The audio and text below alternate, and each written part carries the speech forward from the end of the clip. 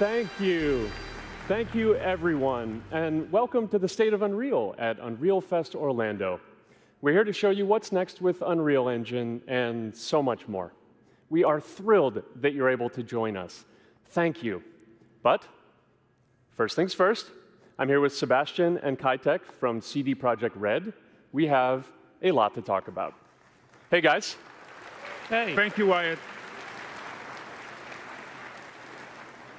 Thank you, Wyatt, and hello, everyone. With The Witcher 4, we're stepping things up. And to do that, we needed the right partner, one that truly understands that great open-world games are all about art and technology coming together. Yeah, and look, our goals are completely aligned here. And around the launch of UE5, your awesome team at CD Projekt Red announced a collaboration to make open-world development in Unreal even better. And it's an opportunity, we just couldn't pass it up. So we've been working on a technical demo together to achieve just that. I think we should take a look at it. You guys ready? Born ready. Kaitek is going to play the build for us. Sure, let's do it.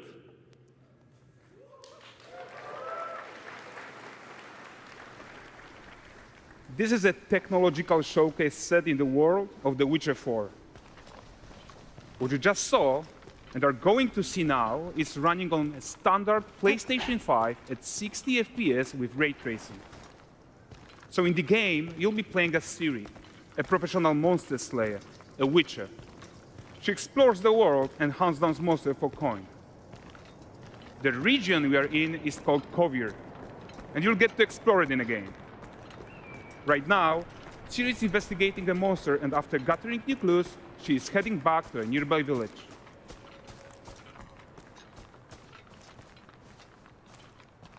All right, everyone, meet Kelpie. Let weeds be weeds, Kelpie. So just like Geralt had Roach, Ciri has her own loyal companion. We return to town.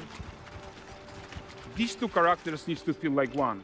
Since you're gonna explore the world on horseback, riding needs to feel seamless, natural, and just fun.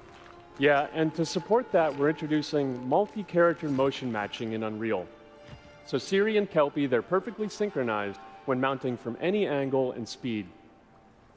And we also support root motion movement on Kelpie, so controlling her feels realistic and grounded. And there are also some really nice improvements to our Unreal Chaos Flesh Solver and these machine-learned deformations. So you've got realistic muscles moving and stretching under Kelpie's skin without compromising the performance there.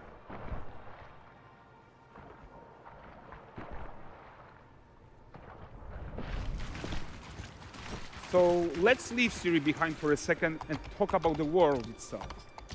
So much of the Witcher world is natural, organic, especially Kovir with its dense forest and wild nature.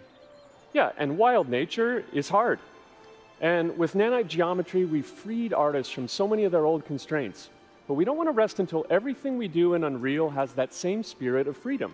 There's always more work to do. And foliage is a huge piece of that puzzle. So we are excited to introduce Nanite foliage. And in order to achieve gorgeous foliage density everywhere, while still being memory efficient, fast to render, we believe that a new idea was needed. So instead of the same card approach we've been using for the past 20 years, artists should be free to take a nanite approach to foliage, modeling every single leaf and pine needle. And the old LOD tricks of the past, they needed a complete rethink. And in their place, it's a new adaptive voxel representation in Nanite. It's volumetric, it's fully 3D, it is super fast to render. And these dense clusters of triangles turn into these cubes, which at a distance, they're no larger than a pixel, and they react to the changing light of our dynamic sun and our shadows, and they allow artists to render whatever amount of foliage is needed to achieve their vision without compromise. And no compromise means how ambitious we are when it comes to bringing our vision to life with incredible visuals. But more than that, together with Epic, we created faster way to load the world. We can now bring in more content more quickly for the smoothest possible experience as we fly down to catch up with Ciri.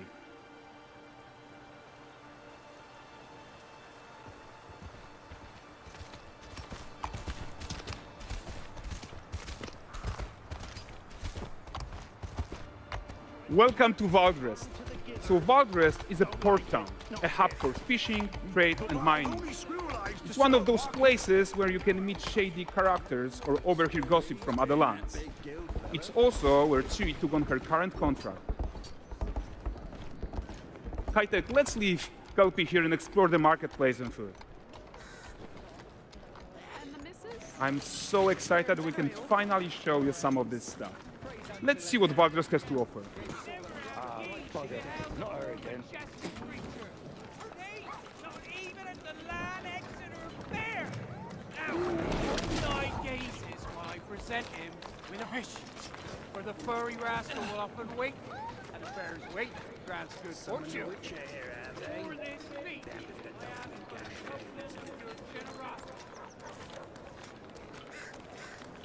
Pardon. Guys, notice how responsive the world is.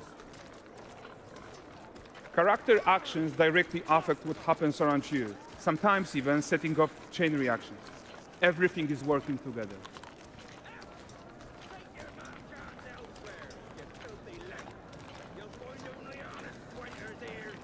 Oh, look at this poor gentleman being taught how to fly by an angry innkeeper.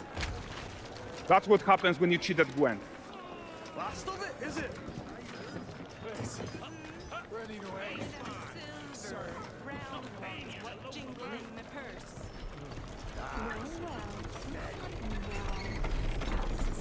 Okay, so this is the guy who gave the series quest his own. Like you probably suspect, he has his own agenda in all of this. You're off your tits again, Wilfred. Get your ass up.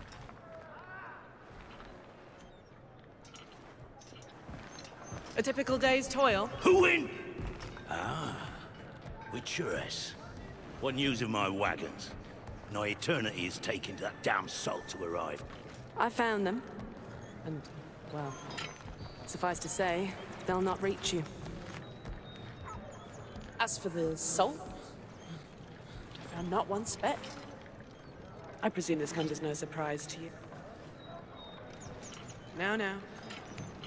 Kavir's smuggling trade is of no concern to me. Shush, shush, shush. The manticore that flattened your cart and devoured your men, quite the opposite.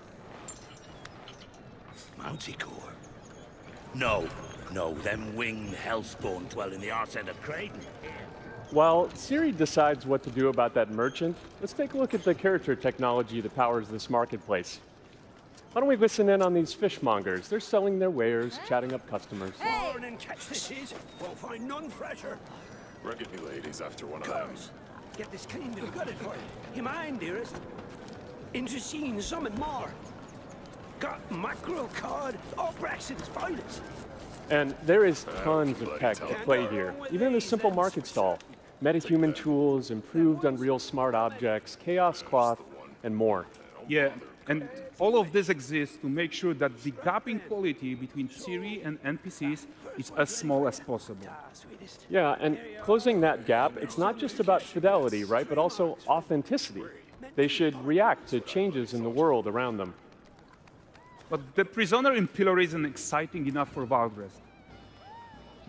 Let's grab everyone's attention with a circus.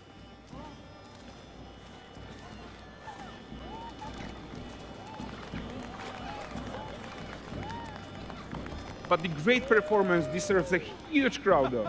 Let's crank it up.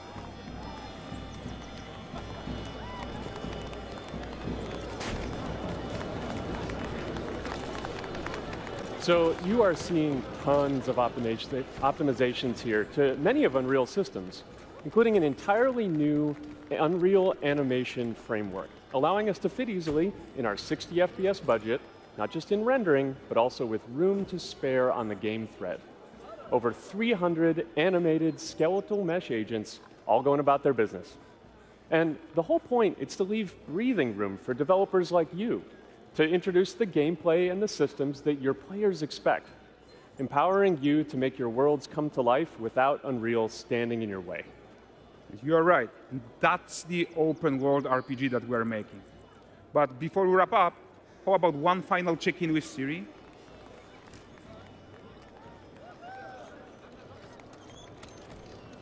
We are making this game to be the most immersive and ambitious open-world Witcher game ever. And we are making this a reality thanks to our work on Unreal with the team at Epic. I think what we are doing together is going to bring in a new generation of open-world RPGs, and I'm so proud of what we accomplished so far. We are too. So we're almost done, but before we go, here's a small gift for all Witcher fans. A first look at Lanexeter.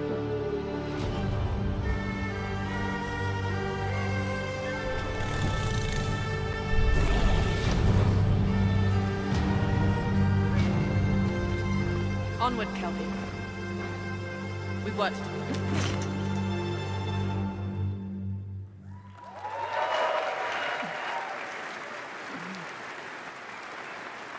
Thanks, guys. Seriously, it looks amazing. And we've also barely scratched the surface of what's coming in Unreal 5.6. So here's Julien to tell you even more.